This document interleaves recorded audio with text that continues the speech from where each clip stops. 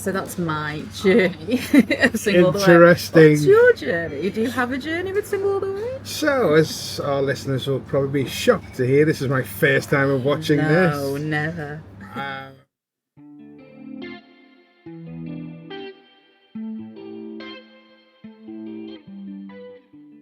Hello, welcome to Lights Camera Aggro, the podcast with two friends, one film, very little agreements.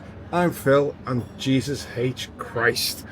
And I'm Nicky. You can call me Saint Nick. E. This week, it's the first of our 2 Christmas special episodes. Merry Christmas to all our listeners. We hope you're full of the joys of the season, ding dong merrily on high, and all that jazz. Today it's Nicky's turn to share a Christmas movie she loves, and today she's brought the 2021 film Single All the Way. And we'll get to that in a sec. But first, let's mix things up for a change. Forget the chat about how our weeks have been. They've probably been very similar to everybody else's, busy and full of Christmas madness. Instead, tell me one weird tradition that you've got that makes your family Christmas. Okay, well this has slightly changed at the moment, but we used to go out for a curry on Christmas Day rather than have a traditional dinner. No. Yep.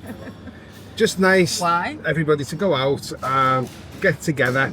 And the thing is, when you go to a traditional English meal, we found it's very, very rushed. Where when you go to the Indian, it's more laid back and relaxed. And it's very, very busy. It's busy in the Indian. Yeah, fully booked. Look, I like curry. I like Indian food. I just don't think that would make me feel Christmassy. But hey, each to their own. Whatever's tradition's a tradition, so... You said it's changed? Yeah, haven't done it the last couple of years. Okay. But since COVID, really. Ah, yeah, okay, fair enough. I suppose mine is like... I don't really have loads of weird traditions, but I don't celebrate Christmas Day on Christmas Day. I celebrate it on Boxing Day, which means all my family have always had our Christmas dinner on Boxing Day because it's my dad's birthday.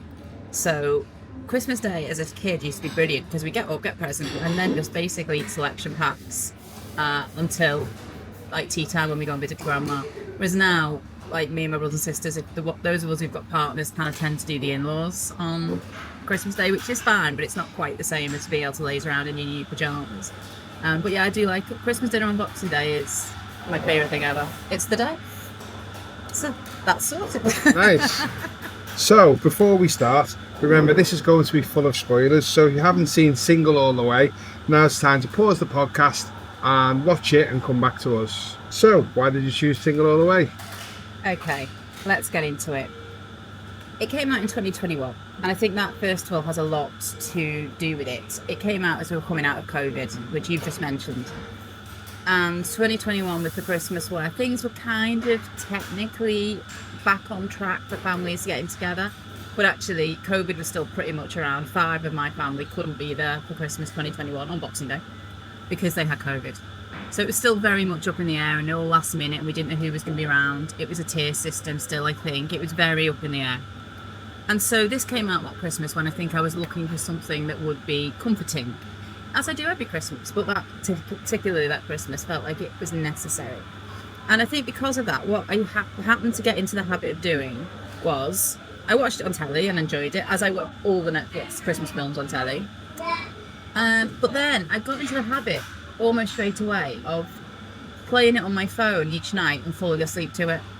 So I would go to bed from, I guess, December 2021 onwards, right through to maybe May, June, July the next year, falling asleep to this film every night. So I've definitely heard the opening, I'd say the first hour, a million times. Well, not a million, you can do the maths, several months worth every night, a lot of times. I find it incredibly comforting.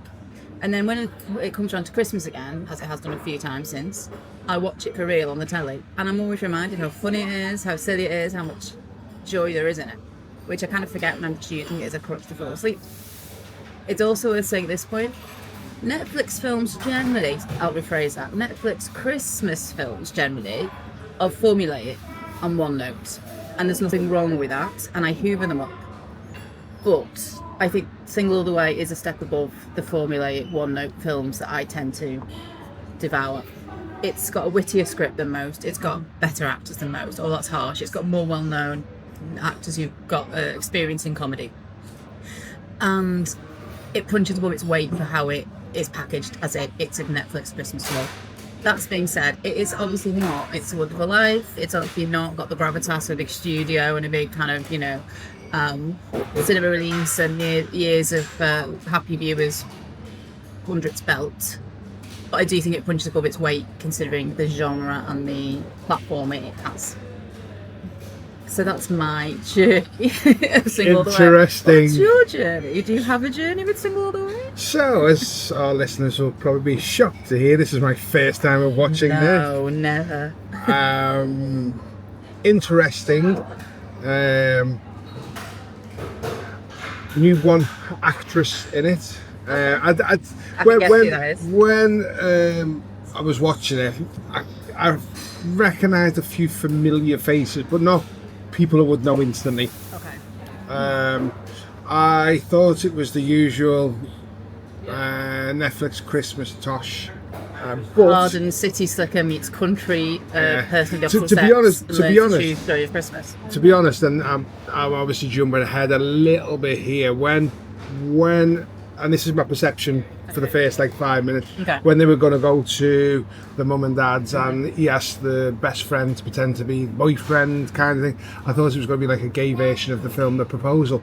Okay, yes, I can see that, yes. I thought it was going to be that. It was different to that, but very, very different to that. But yeah, that's what I thought going into the first 5 or 10 minutes. Okay, so you watched it for the first time? Yeah. Okay, cool. So let's get into it then. And it starts... Oh, sorry, could I just add? Yeah? Daughter number 1 loved it.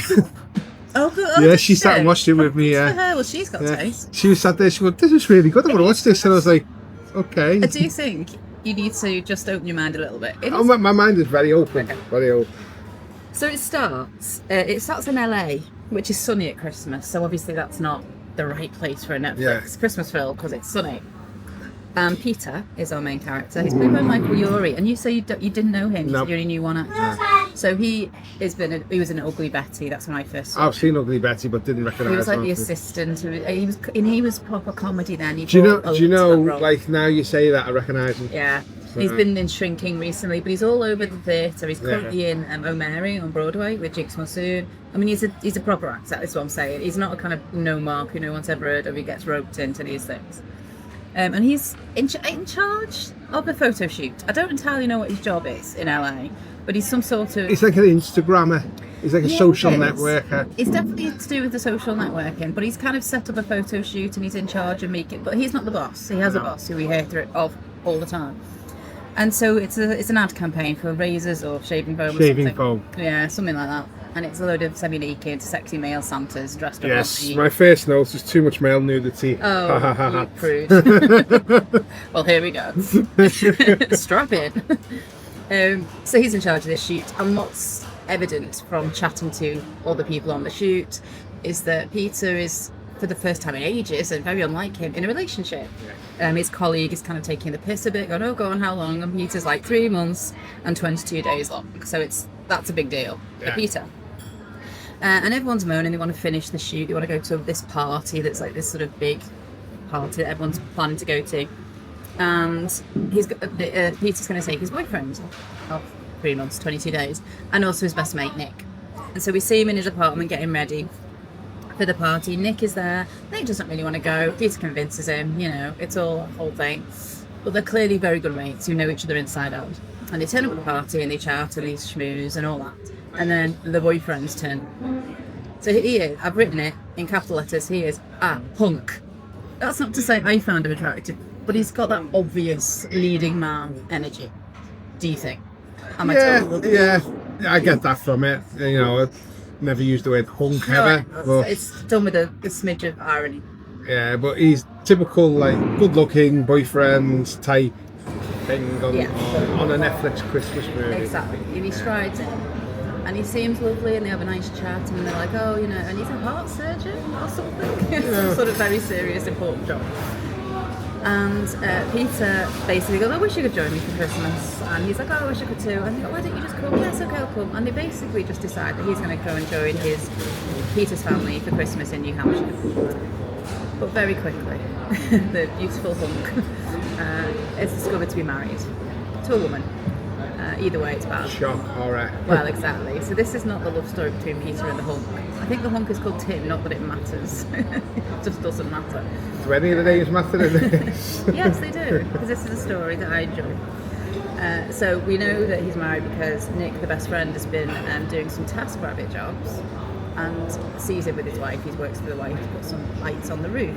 Now, talk to me about TaskRabbits. Did you know anything about TaskRabbits? Nope. Oh, no, I didn't before I watched this film, but it's a thing. I'm about to find out. Well, no, it's a thing, and it's a thing in this country as well. It's not just America.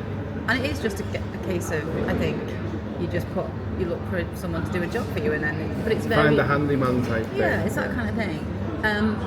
And I didn't really have a problem with it at all until I started reading stuff about, it's all a bit gig economy and Nick is obviously also, we should point out, a children's author, celebrated children's author. Yeah, celebrated children's author with one book. He's made a ton of money with one children's book. I'm not saying everything's perfect about all this, because we're not meant, we suspend our disbelief, it's fiction, but that did make me laugh. I know, he's like a multi-millionaire who's now on this app to do lights doing on bits and pieces because he likes helping people. Yeah. Anyway, so yeah, Tim is booted out, and it's all resolved quite quickly, that relationship, but obviously Peter's heartbroken, and this is clearly a pattern that has happened.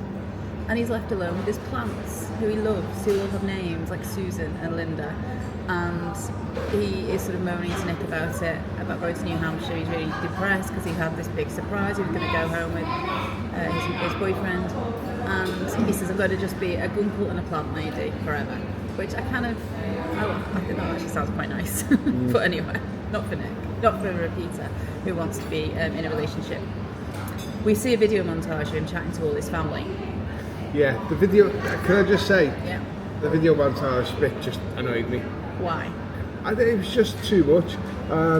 Daughter one pointed Your out... daughter one? Yes, my Okay. daughter You one. My daughter You one. confused me because there are two daughters. Yes. Peter has two sisters So in this. my daughter one made a comment about the 180 rule, about the way they did conversations in this movie. They broke the 180 rule, where if you're filming over the shoulder for one, you've got to do it for the other side, and it kept doing it the wrong way. And my daughter said it's a bit discombobulating watching it. Well, My daughter is a filmmaker, so... Okay. Well, that's fine. But we see we meet the family, basically. This is how we meet them, through a succession of FaceTimes. So, mum is Kathy Najimy, comedy legend. Yeah. Dad is Barry Bostwick. Yeah. I mean, of Rocky I Horror recognised Show him, yes, fame, recognised Spin him. City and all these things. And then he has two sisters. One is Jennifer Robertson, who is of Schitt's Creek. Again, more comedy chops, brilliant. And then I'm afraid I didn't know the other sister from any previous works, but she does her job perfectly well and is great. So he has two sisters, a mum and dad, all of whom are super excited that he's got a surprise. That's what they know. So Peter then convinces, and it does take a little bit of convincing, his best mate Nick to join him instead at New Hampshire, which again, just the geography of this, opposite side of the country, completely different worlds, opposite of everything. And Nick is a bit like, don't really want to. I was going to just chill here with my dog Emmett, who I've written a children's book about and made loads of money. And I was just going to do TaskRabbit jobs. And you're like, come on, Nick. But Peter also says, what a good idea if we decide to tell everybody that we're a couple. I think that's the surprise, it'll all be good. And Nick is convinced, although he's not convinced to lie, but he's convinced to go. So that's fine. And this is where my idea of this is going to be like a gay version of the proposal, because I thought that's the setup. And that's exactly the same setup. Yeah. Now what I would say, and it is a slight critical note from me, and there won't be many, I don't know why they bothered with this storyline. No, it's just the two friends going. Yeah, because it didn't go anywhere. Because as soon as they get to New Hampshire, it's forgotten straight away. They don't actually ever tell anybody. Exactly, and that confused the shit out of me. Yeah. So I was wondering, was that we pretend to be boyfriends? Was that a line that was for the trailer to try and get people hooked in, thinking it might be like the proposal? Because it isn't referenced again, and as soon as you get there, it was just like, oh hi, here's his best friend Nick. It felt like it was maybe done as and a pitch they all knew Nick as well. Yeah, Nick, and they've lived together for 9 years at this point, hasn't it? But anyway, it was the one thing I thought, where did that go? What was the point? It didn't push the story on along. Anyway, I do like the New Hampshire. So the scenes, they arrive. It's snowy. There's a cute little high street. There's lights everywhere. The LA scenes did not feel Christmassy, even when they were at a Christmas party. This definitely feels Christmassy, and I do love the character of Peter's mum. Because they really amplify the mumness, the middle-aged, pushing elderly mumness of her. She's really into arts and crafts. She keeps going on about reading a book called Loving Your LGBT Child, which makes me laugh loads. Because every time she says it in the film, she adds another T. Yeah. It's a very... That was quite funny. It's a very mum thing. There's a bit where she gets sidetracked on her phone looking at Facebook because she sees two animals that are besties. It's just a very well-observed middle-aged woman mum thing, I thought. So one thing I want to pick up on now, while you've just brought up the Christmasness of it, right? It was too staged, the Christmas decorations. They looked like they were properly done for a set. Every single place you went to, every single decoration was perfectly in place, perfectly this, perfectly that. And the snow, like, the paths were too clear. And the snow was just on the sides out there. It was all is too this your perfect. First Christmas film? Because I do feel like this is I will not say, unusual. I will say this. This is the first Christmas film I've had a podcast on. So is this the first Netflix Christmas film you've ever watched? I don't think so. I'm sure you've recommended some in the past, and I've ended up going, Jesus, I watched. I don't know if I have. I mean, I could have done, but I don't think this is the one Netflix one I think is worth watching. Oh, I've watched the one with Kurt Russell and Goldie Hawn. Oh, yeah, they're Christmas films. They seem too. It feels too. I don't know. It feels like it's for children. They're actually quite good films. They're quite good films, but you know, while we're on a podcast and I'm critiquing, it just felt like I just don't have overly staged. An issue with the staging of Christmas in a Christmas film that's a film and not real life. Christmas Carol, as she likes to be known all through December, which I kind of love. Again, a mum thing to do. Has a surprise of her own, and this is where the plot with the me and Nick a really love thing falls down. She's set Peter up on a blind date, some guy from the gym. Yeah. And he's obviously appalled because all his family really, really want him to find somebody. To the point where it's slightly, well, it would annoy me. It would make me not want to go back home for Christmas if they were going on a little. So the family, when you first meet them, which is through the FaceTime, the FaceTime, they'll come across reasonably okay and stuff like that. I didn't like how it was filmed, but what I will say, the more this film went on, the more annoyed I got with the family. They were just so interfering and stuff, and they were doing it from a loving angle and stuff like that. There's no sort of homophobia going on there. They're very supportive and they want him to be happy. Yeah. So that's brilliant. But I just felt like they were interfering far too much. I mean, we've set you up on a blind date. They didn't even know that the boyfriend surprise wasn't coming. So why she said, plot holes. Well, they didn't know the surprise was a boyfriend. They sort of wondered if it was. But yeah, I know. I do think the family are interesting because I really like this film because I really like the family. And I would happily be part of that family. However, the minute anyone tells me what to do in my love life, no. So that's just that would annoy me. But that is the only aspect. As people, I enjoy the family scenes because I think they're quite realistic. It's a film. Obviously, they're going to say lines that they've been written for. It's not natural. I know that the set is staged. But I do think the scenes of family banter and sister and brother relationships, I think they're filmed quite well. They're depicted quite. So. As individuals, when they interact with Peter individually, I like the family. Yeah. But when they were together, they annoyed me because they're just trying to plan his life for him and it's his own life. Okay, fair enough. So anyway, sisters arrive. There's two brothers-in-law that have literally about a line each in the whole film. Make me laugh. They just are on the periphery, but who cares? Because it's about the sisters. Yeah. And there's some some nephews and two nieces, two nephews. And we see a family meal where everyone's chatting around the table. It's all good banter, and they're talking about this Christmas pageant that's happening. It's all a bit ups. And then Aunt Sandy turns up. Yeah. Iconic.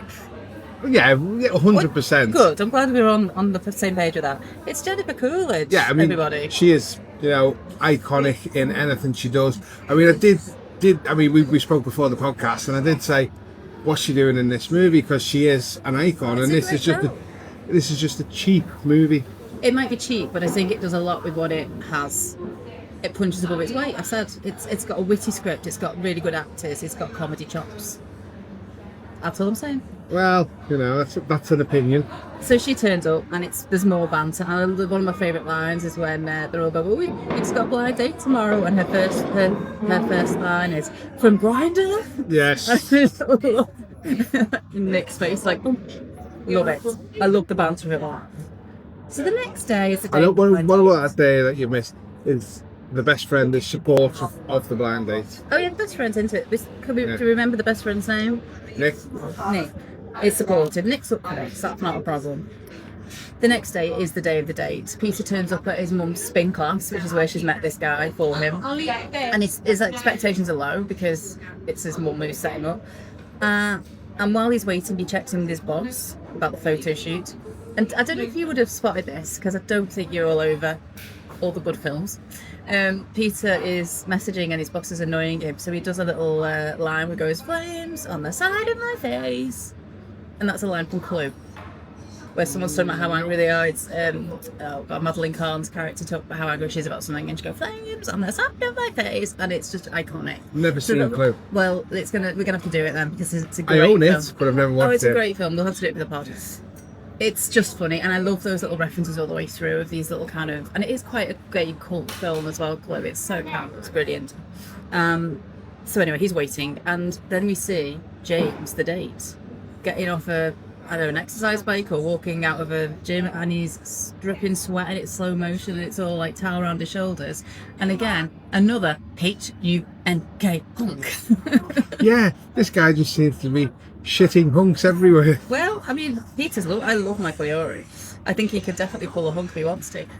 But the fact that it's just a blind date and turns up, I thought it was the guy originally when I very first seen him.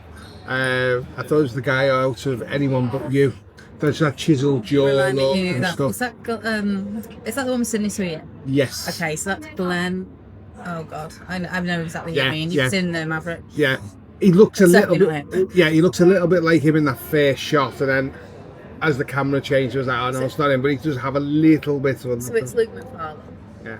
And the cool thing about this, which we'll talk about a bit later, is that I don't watch Hallmark films, Christmas films, mainly because I don't have Hallmark. I don't think. And a crack. Well, that has not stopped me before. But anyway, but I know that they're also of an ilk. These Christmas movies are also very formulaic. But Luke McFarlane has played the sexy man falling in love with the sexy woman at Christmas in many Hallmark Christmas movies. So what is absolutely brilliant is he has been hired in this film to play someone who is gay, because he is gay. So of course, how stupid to be having to constantly play the straight guy when actually that's sort of not necessarily his experience. Doesn't mean actors can't play the part of someone else, but I do like the fact that all three male leads in this are gay men playing gay men, cis gay men, I should point out. And it really is kind of, it shouldn't feel revolutionary, but I think it possibly was. We'll talk about that a bit at the end. So the date goes quite well.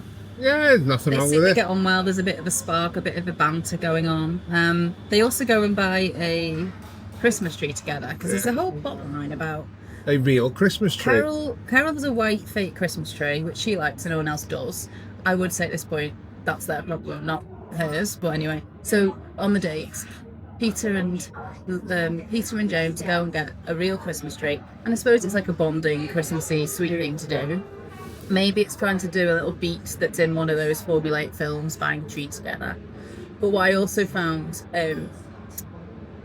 I wondered, and maybe I'm overthinking this, I did wonder whether it was trying to show the kind of the authenticity versus fakery theme of the film, where, you know, you're trying to fake something, you're trying to put something on, you're trying to act like something's happening when actually it's not. There's a real thing going on under your nose. Yeah. I might have overthought that. I don't know. Probably. While they're at their dates, the family, and these things that make me really enjoy this film, the family having an annual secret wrapping party get together, which they do every year, even though they all live in different houses. It's just a thing from their childhood. This is the kind of batshit stuff I like at Christmas. But Nick escapes because he says he's going to go and buy wine.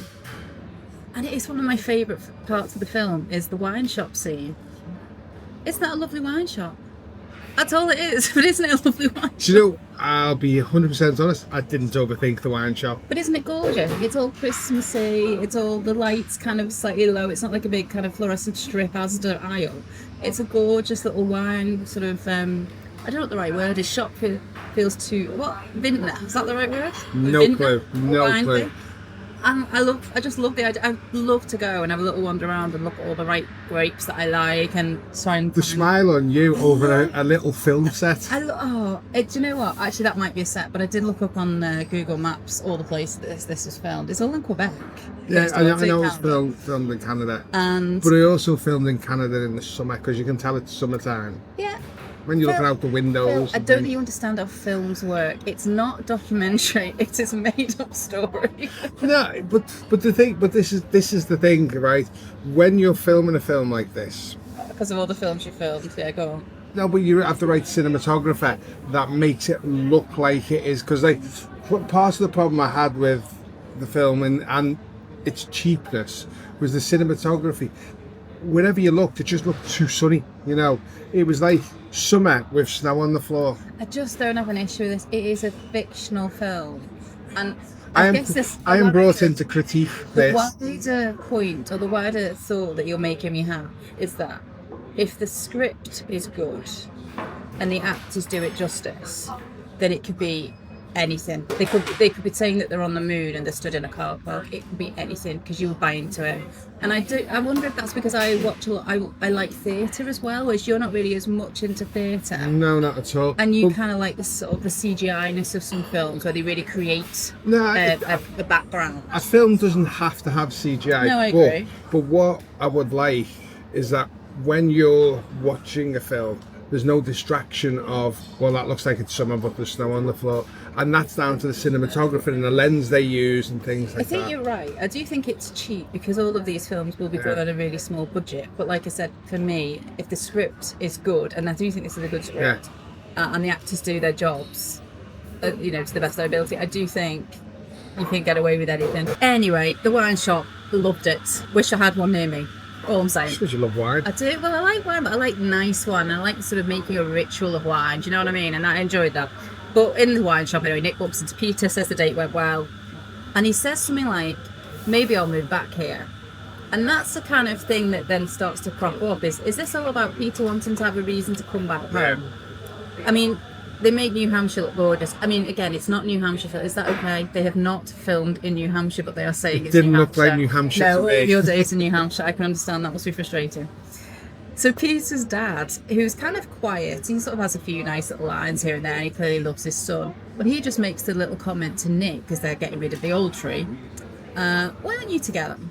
I always think he's happiest when he's with you. And that's kind of... That was a nice scene. I'll give that. Yeah. It's a nice scene. And Nick's like, just because we're friends, we don't need to, that doesn't mean anything, just because we're both gay, we can be friends. And that's sort of the theme of the whole film as well. But the nieces over here, and the two nieces, who I guess are teenagers, they're like, we think they should be together, and they really get into the scheming of it all. And this reminded me of Anyone But You. And I think Anyone But You was obviously filmed later. Yeah. But that's obviously based on a Shakespeare play. Very loosely, I would argue. Very loosely, but based on it. But it was like the little people in the background trying to manipulate and push together and stuff like that. And that obviously happens in Anyone But You. The next day, Peter and James have another date. They go skiing, and I don't want to go into too much detail all the time about this, but it just did strike me that every time, intentionally from the script, I guess, every time every time Peter is with James on a date, all he does is talk about Nick. To be honest, if I was the date, to be fucking it's red annoying. flags, isn't it? It is red flags, and they're getting on well. It's not like there's any issue, and he's not like trying to sort of talk about how much he loves it. And he does actually point out, sorry for interrupting, but he does actually point out, you talk about Nick a lot. He does. He goes, no, that's great. If I had a friend like him, I'd talk about him. But it's true, he does talk about him all the time. And one of my other problems with this movie now, which is a good time to bring it up, felt like Nick was wrote too perfect. He was just Mr. Nice Guy for everybody. It wasn't just, He was lovely with his friend. It was the family loved him. This, and it was just nothing bad about. Is it because you see him reading his own book to the two nephews Yes. while Nick's on Peter's on the date? That is exactly where it did. And then they started taking random photos and sending them while they're on a date. And the other annoying thing, while they were on the date, right, as I'm on a roll now, Lordy. he just kept looking at his phone. It beeped, and he's like, I'll get my phone out and have a look. He said he's a homosexual, he had FOMO. I know, best line of the movie, homosexual. I thought that was pretty funny.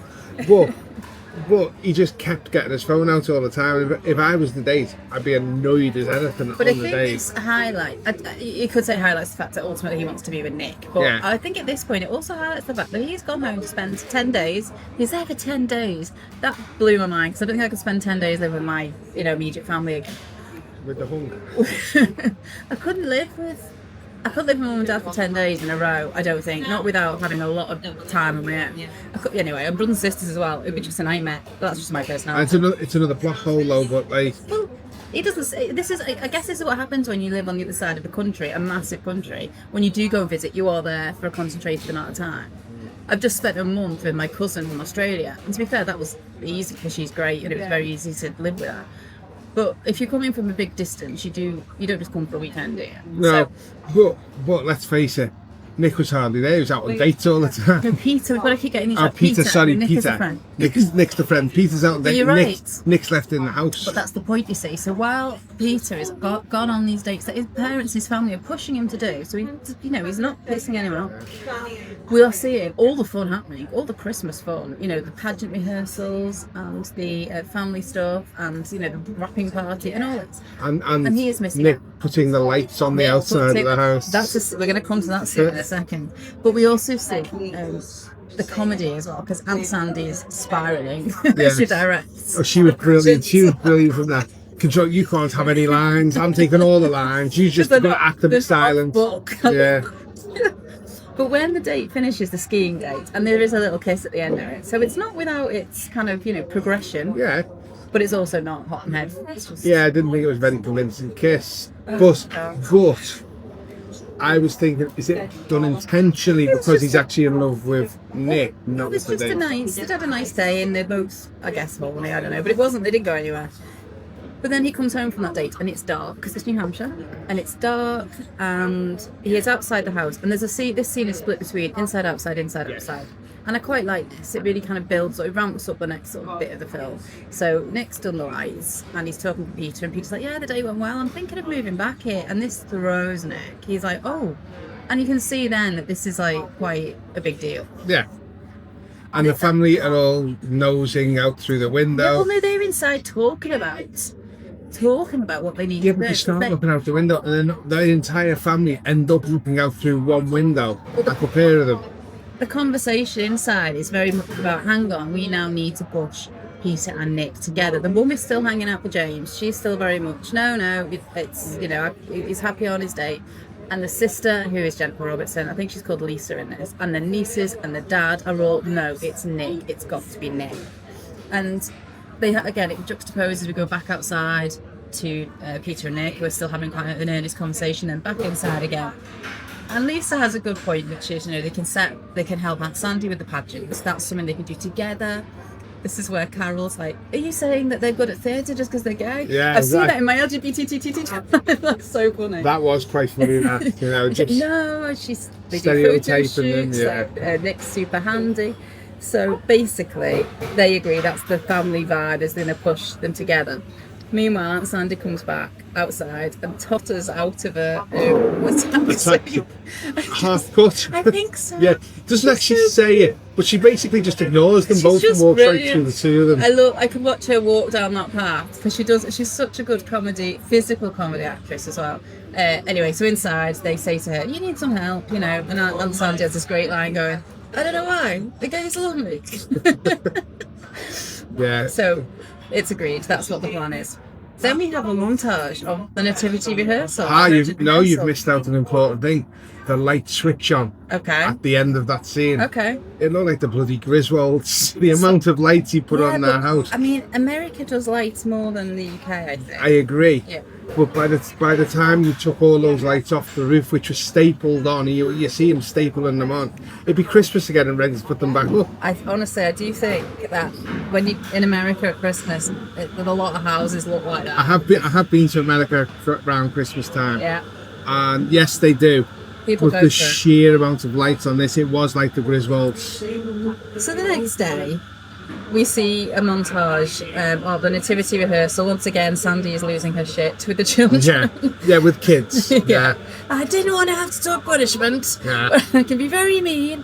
But we have Joy to the World blasting out. Whitney Houston's Joy to the World, as we see Nick soaring and Peter spreading hay on the stage and setting it all up. So the first good bit of music within the film, because up until this point, and I actually wrote him a note, the music was a bit annoying. I didn't like the background You music. didn't like the Christmas music they've had so far? No, that they put in the background. Okay. But this, from this moment, the music's deciding it better throughout the movie. Because they are together. They are now working together in harmony in what is eventually going to be the destiny of both characters. Beforehand, maybe he was a little bit discordant because people are trying to push him in a different direction. Or you're just reading a bit too much and the music's a bit crap. What we do. Yeah.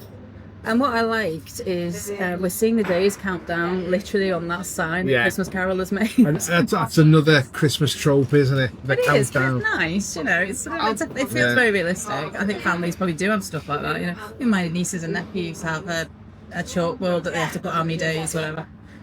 But there is a problem. There's always got to be a problem. Always. The shaving foam out has to be reshot on Christmas Eve. Oh yes, which is ridiculous. And this doesn't matter at Christmas Eve. The boss down the phone is adamant, and Peter has to suddenly rethink everything. So his dad suggests, "Why don't you use Nick?" Yeah. Can I just put down? I thought this was cheesy as fuck. What was cheesy? The plot point they're having to reshoot. Yes, and the actual photo shoot itself. Well, I think. I mean, the photos were nice, but the way it was done was very, very cheesy. Well, I like the way that it's already been established. I think Lisa says it when they're first talking about them getting together. Nick's a 10 and Peter's a 10 in New Hampshire. Yeah. So they've got this hunky Nick who's a 10. Is going to be a model, and so they go to some sort of very rugged. I mean, Nick's done it all, outdoors. hasn't he? He's a handyman. He's a children's author. He's a model. You know. Only in a Netflix Christmas movie. I do think you're taking it a little bit too seriously. If you just have to let these things wash over you and enjoy them. So they go and have a very rugged, sexy shoot. But there is and I do think it's a good way to show this. They show one of the scenes, or one of the photos that Nick does that Peter wants to take is he's all like lathered up with shaving foam, and he goes, look into the camera, and on the count of 3, exhale so we can see your breath. Yes. And as he does that, as Nick does that, and him and Peter are staring at each other, they very much have a moment. Well, it's the way he exhales, right? Kind of critique the way an actor exhales. Like, yeah, no, it's the way it was set up. It kind of mimics a bit of a kiss. Well, yeah. And this is the point. And I'll come back to that in the next. Well, this is the point. That is clearly set up to then show the difference when the next guy doesn't have the moment. But anyway, marvelously for Nick, his writer's block has disappeared while he's been having all this Christmas fun, and he starts to write the sequel to Emmett, his dog book, his dog book for children. Which again, I don't buy that storyline. It doesn't matter. I don't need to. I will take it as read that he is a very successful author who is now writing a second book, and it's been so hard for him to do. I don't know. What can I say? I think I can slag it off because I am a writer, but whatever. I can slag it off because it's just a poor plot. No, we can't slag it off because it is hard to write a book. But I just don't think it's that hard to write a book about a dog that you own. I don't know. Peter and James still dating. Yeah. I've gone to Lisa's bar. She works in a bar. She owns a bar with her husband. So she makes it her mission to wreck the date. Yes. And it's very funny. I mean, it was funny, but again, this is like a silly trope. What's the trope? I'll bump into them, spill something on there. That's just a thing to do. I think it's, again, the comedy of the actors can do comedy. So she barges a burger into his chest, and then she immediately starts saying how terrible Peter is and how selfish he is, because when she was a child he ran over her science project and she worked out how to stop the polar ice caps melting, and now we have climate change and she's forgotten because Peter wrecked it. It's all very funny. Yeah, I don't disagree, but it did feel just a bit tropey. And then immediately after that Peter's like, oh, could you do me a favour? And he takes the same photographs of James with the shaving foam.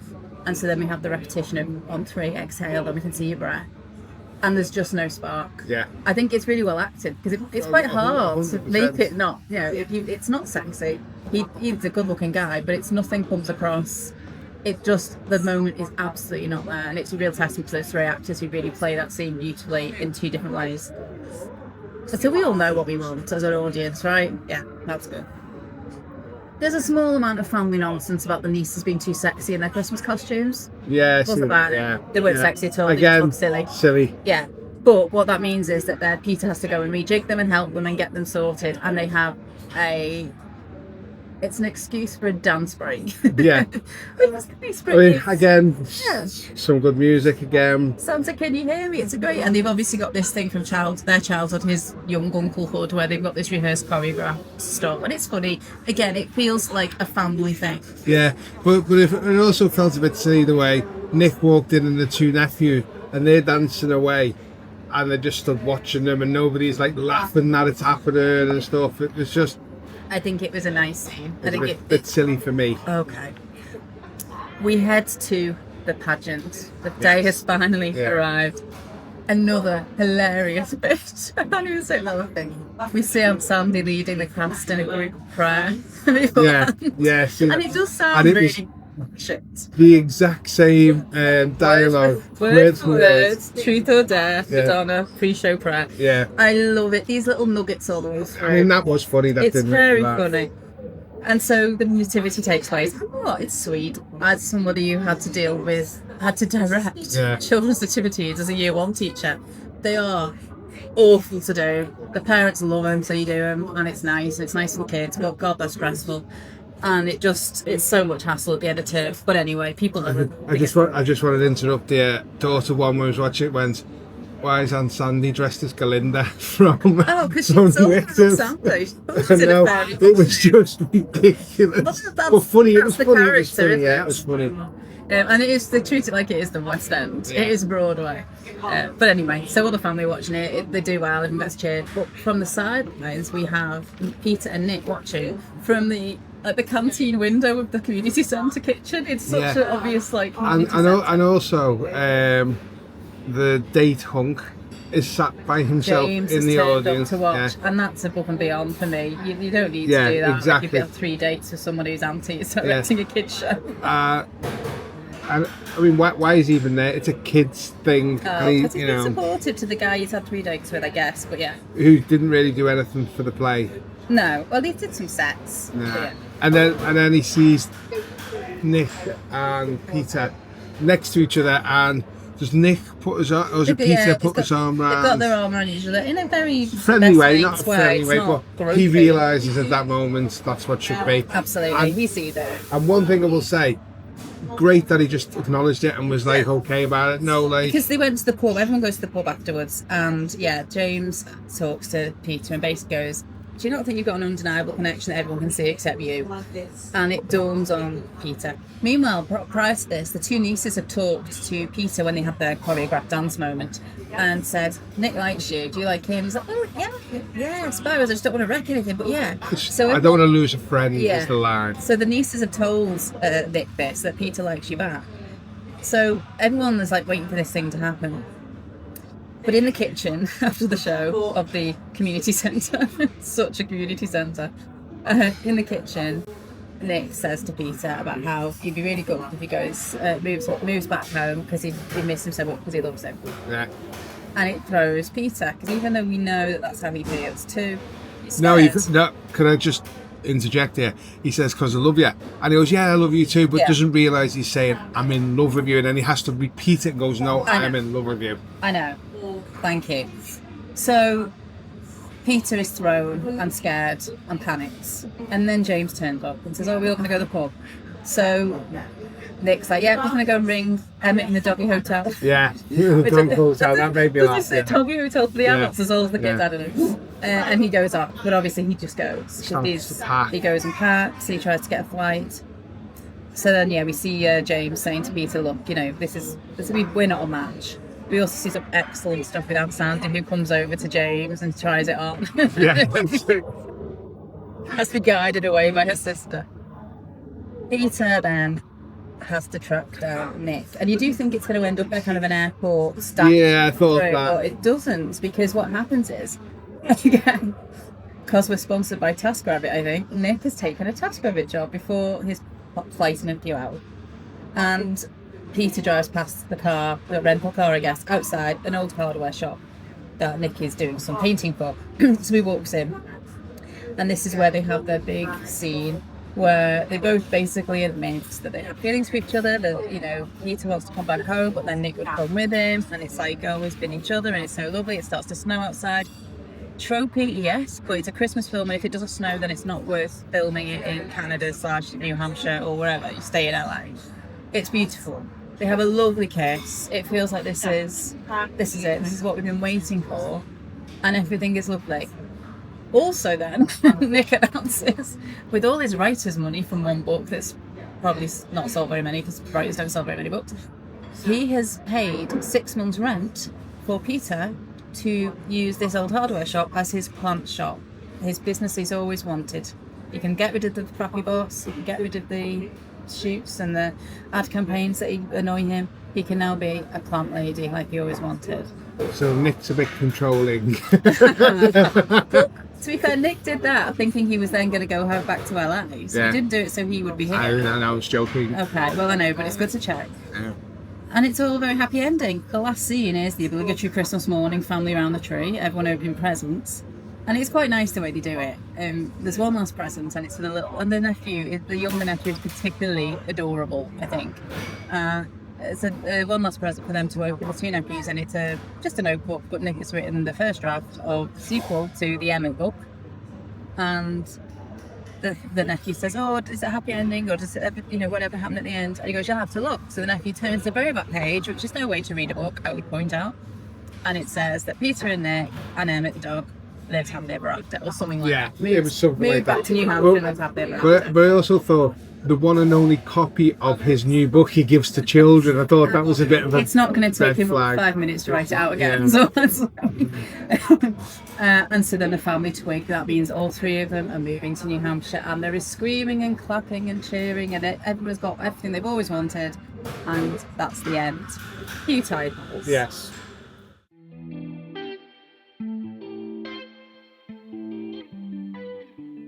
So I tried to think, because I feel like we've really been overly critical about things that you don't need to be critical about. What did you think of Single All the Way? So, I thought it was average, right? I didn't think it was bad. But I think there's a really good movie in there waiting to get out. I thought the script was tight, right? I thought if they threw a little bit more budget at it, better sets, bit more money on the music and things. I've no issue with any of the actors, but maybe replaced a couple of actors here and there, not Jennifer Coolidge, offs. I think there's a really good movie in there waiting to get out, and I just think because it was a Netflix movie and they just went cheap, it undervalues what was actually written there.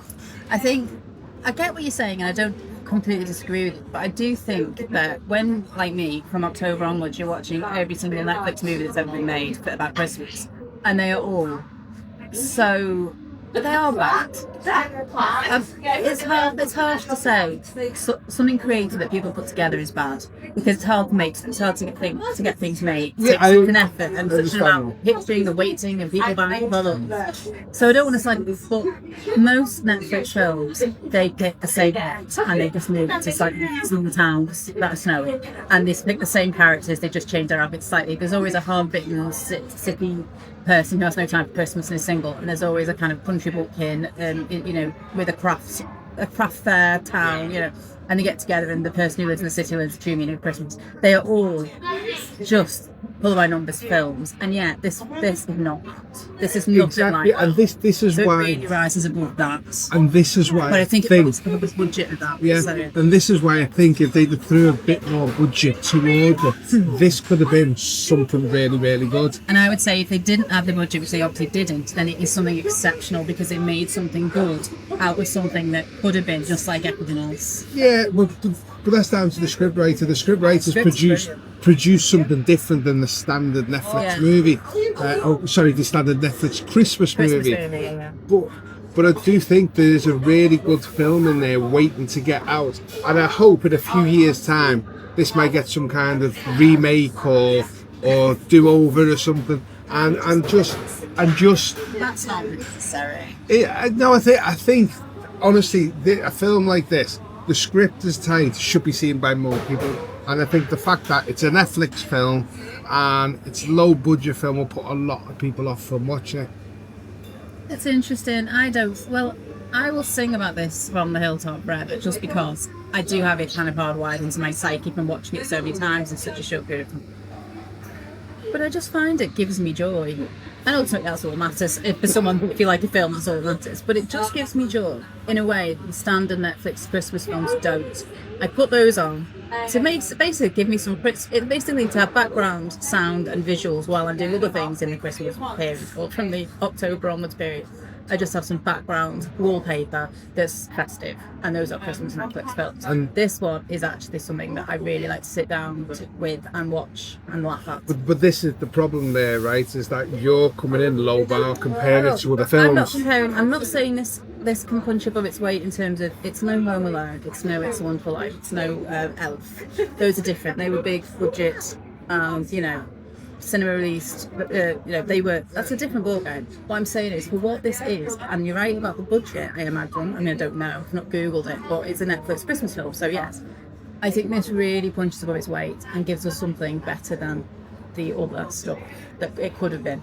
I felt some of the acting wasn't great in the movie, personally. It's an opinion, it's my opinion, doesn't mean I'm right and you're wrong and stuff. But again, if they had a bit more budget, change a few of the actors here and there. What? Who? You're gonna have I've got nobody specific. Maybe the nieces. They did their job. They did their job. But I feel like it could be elevated, and this is my point. I think it's an okay film, but it could have been much better. I think it does really well with what it's got, and I think the script and the acting just carry it. It's interesting though, because this is Netflix's first gay Christmas film, which feels like that shouldn't be the case in 2021. But also, there aren't any others. They're always boy meets girl, girl meets boy. So fair play. There should be loads more. But there was loads of varying response from the queer community. It's a mixed response. Some people absolutely loved it, chucked a bit. Finally, yes, quite right, brilliant representation. Other people, it's still cis gay men. It's not really that revolutionary. It's still very safe. You don't really see anything particularly explicit or in that romantic. You see some kissing, and that's basically it. Everything's very sort of tame. So other people think that. I've seen the criticism that this is a gay film that's been made palatable for straight people, which I think is possibly the case. Yeah. But equally, when this is the first of anything, you're not going to take everyone with you. You can't represent everybody, and it's certainly you don't want it to be the last of anything. So you want it to not sort of close down barriers. I don't know if that's a good enough reason to make it tame and make it palatable for straight people, but equally, it can't represent everything you want. Yeah, but in doing what they've done, where you've just said they've tried to make it palatable for straight people. You're not. That's what criticism is. Yeah. But and it's a criticism from a gay community, so it's valid criticism. So you're not aiming it at anybody, so it's a hard market. It's really hard because the first of anything can't possibly represent everybody it could represent. It can't, and so it's one film. You really just have to watch it as one film. And as straight people, we can't possibly have any sort of. We can only be supportive. We can't possibly kind of critique that too much because there's so many films that represent our experience of relationships, and again, probably don't represent everything we've ever experienced because that's life. I liked the family in this film. We've talked about it slightly. It's like my family in the sense that it's quite big and noisy and boisterous. And I always like seeing that on screen. I like seeing sibling banter on screen. It rang true to me in a kind of heightened way because it's with a script. But I believed the sibling relationships very quickly. And I felt that, again, the mum was just very mum-like. Not like my mum, but like a mum. I believed her. I thought it was interesting though, and this might be where the implied criticism of it's been made to be palatable for straight people.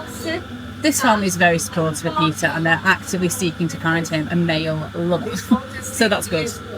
But it was fascinating when you break it down and you start watching. But when they're having that first family night, like when he arrives home with Nick and she's talking about setting him up, the mum is following a recipe on her iPad and making some sort of food. She's basically cooking. Yeah. The dad is fixing a leak in the basement. These are very heteronormative gender roles. These are very stereotypical, traditional man, woman roles. So it's almost like, as much as they're supportive, they have to be seen to be in these sort of, these traditional values and all that bollocks, because they don't want to scare the horses too much. But I could understand that. I could understand that point of view. It stood out to me when I started to look at this. I thought that was an interesting point. And at one point, then the dads does say something like, "Oh, Nick, you're very handy for a gay guy," or something. Yes, I've actually got it down in my notes somewhere. Stereotyping gay handyman. It does feel like that's probably from the dad's generation. That's just like a view he's probably grown up with, and he's probably been able to shake off a lot of those traditional views. But yeah, that's stood out. But he also has a gay son in his family, so you would think that he'd be but you would think with having a gay son within his own family unit that a lot of the stereotypical views about gay people would be wiped and eroded away because the son's gay. But then again, the son isn't representative of everybody. See, this is the problem. It's like when you have I need a strong female woman in this film. Well, that strong female woman can't possibly depict every woman or represent every woman out. It's easy just bringing Jennifer Coolidge. Oh yeah, it's not fair. She can represent me. The writer is Chad Hodge, and so I was reading in the Queer Review an interview with him, and he said, and I quite liked this when you think about it, I didn't want it to be a story where you could pull out one of the gay guys and drop a straight girl in there and it would still work. So the first thing on my list was that I wanted the core relationship to be something that is unique to gay friendships and relationships. In my experience, as gay men, we often date each other, and then a lot of times, if it doesn't work out, we're still friends. In fact, I've dated most of my friends at some point. I like that it was very much not trying to just be, insert gay man. Yeah, it was, the story lent itself to that film, rather than it just being, again, this is why I like the fact it is not like the formula of every other Christmas film that comes out on Netflix. See, I'll slightly disagree with that. You're disagreeing with Chad Hodge's reason for writing the film? Well, if you took out Nick and replaced it with a female, right, and they're friends, straight woman, would the film work? Probably. We've probably seen that movie a million times, though. So this was good that it was like, obviously, two best friends who were gay, but I think we've seen the male-female friend thing, or they're just friends, the best friends, and things like that a million times, so it would work still. But I don't know if it would, because I think the dynamics of the family would be different, and I think that they would probably already got together on a piss night one time. I don't know. I think I can see what you're saying. I think it's quite a specific dynamic. But this is the thing with a good script, is you can chop and change certain elements and it would still work. No, a good script is absolutely tight as it is, and you take out any one thing and it takes it off balance. No, I think if you'd replace Nick with Nicola. No, we're not doing this. It would still work. It's just no way. Queer Film Reviews, they gave it a glowing review, and they made the point that not only is this Netflix's first gay Christmas film, it also casts three gay men in the three leads, and that's not nothing. That's a big deal. It shouldn't be, but it is. And Michael Urie in the Pink News, he was talking about this, and actually he kind of insisted. He said, I don't have any real power, but I was very clear that we need to make sure the other guys are really gay. I was like, it's going to be a lot easier in a year when I'm on Zoom doing junkets if we can speak authentically about our gay experience. It's going to be a lot easier than tiptoeing around the fact that my co-star, who I spent the entire movie falling in love with, doesn't know what it's like to be in love with a man. And I think fair play. Well, thank you, Michael Urie. I do think that is so important. And one day, wouldn't it be lovely to live in a utopian world where every actor can play anything because they're actors and they can take on, but it's not that world. And I do think if you're playing a gay character and you're gay, you bring an immense amount of emotional, hardwired experience that you don't even verbalise. It's just part of you that makes it so much more. Yeah, I don't disagree with that at all. I will say, like, acting is acting, but there is an experience that you bring from your own experiences to a role. Absolutely. And you know, I think if that was important to people within making this film, then that's 100% should be done. It just should be, yeah. I found one dissenting, well, I didn't search forever, so I'm not saying it's the only dissenting voice I found, but I did find one thing, but it's behind a paywall, so I'll put all these links in the show notes. If you want to pay for it, you can, but you know when you go on Google and it shows you like at the top sentence before you. So it was titled "Gay Dystopia Finds a Home in a Christmas Comedy Single All the Way," and the line I said was, "It's an ode to the gig economy." Oh. And I think it's because the whole task everything, and I've also got to make sure I don't say taskmaster, because that was in my head the whole time, taskmaster. But it's an ode to the gig economy, and I get that it is quite grim, that basically Nick is doing that, whether he wants to or not. It's just for fun because he's got a load of money in the bank. Lots of people do those jobs not for fun because they literally need the cash. And you've got Peter, who's an influencer, is telling James to move out to LA because that's where the influencers are. And if you go viral on something, you should go to LA and seize the moment. It is dystopian slightly. I mean, nothing about that makes me think you should do that, you know? Again, a couple of issues with the film there, so What? you know, the dystopian view of What do you certain think? things. Again, I thought it was a bit hammy. Oh God, you just met this guy, he's suddenly going to be a model, but we'll move to LA, it'll all work for you. Throwaway comment, but I do feel like that's not the world I grew up in. Yeah, I found that an interesting take, even though I didn't read behind the paywall. I read the line that pops up on Google, which the thing is, tell me everything. You don't want to pay for a negative review if you enjoy I don't want to pay it. for any reviews, really, because you know, I don't want to be like, I've got that many subscriptions to writing and Substacks and podcasts, you know. Well, I'm not going to obviously, pay for one article. Obviously, people should just listen to us and form their opinion of what we say. Obviously, well, that's good because we really give a coherent, shared view, don't we?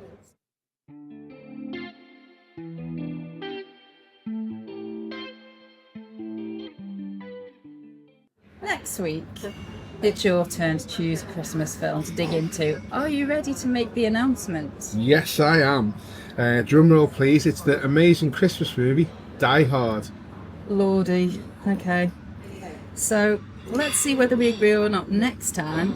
Something tells me we might not. But if people want more, where can they find you? I can be found on Toffees Oros on YouTube. And I'm at nickybond.com, or you can look for the Lisa McAuliffe stories online. Thanks for listening, and until the next time, enjoy the glow of the fairy lights. Bye bye. Thank you, and see you later.